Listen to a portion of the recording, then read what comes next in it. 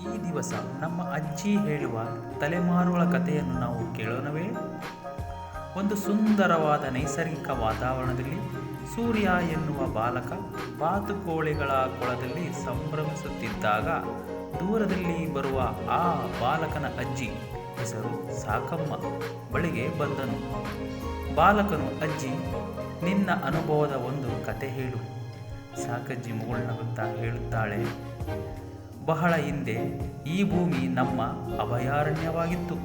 ನಾವು ಭೂಮಿಯನ್ನು ದುಡಿದು ಅದರ ಔದಾರ್ಯದಿಂದ ಪೋಷಿಸಿದೆವು. ಸೂರ್ಯ ಕುತೂಹಲದಿಂದ, ಅಜ್ಜಿ, ಆಗ ಅದು ವಿಭಿನ್ನವಾಗಿದೆಯೇ? ಸಾಕಜ್ಜಿಯು, ಓ ಹೌದು, ಗಾಳಿಯು ತುಂಬ ಸ್ವಚ್ಛವಾಗಿತ್ತು, ನದಿಗಳು ಸ್ಪಷ್ಟವಾಗಿ ಹರಿಯುತ್ತಿದ್ದವು, ಆದರೆ ಸಮಯವು ವಿಷಯಗಳನ್ನು ಬದಲಾಯಿಸುವ ಮಾರ್ಗವನ್ನು ಹೊಂದಿದೆ. ಸೂರ್ಯ ಕೇಳುತ್ತಾನೆ, ಈಗ ನಾವು ಏನು ಮಾಡಬಹುದು?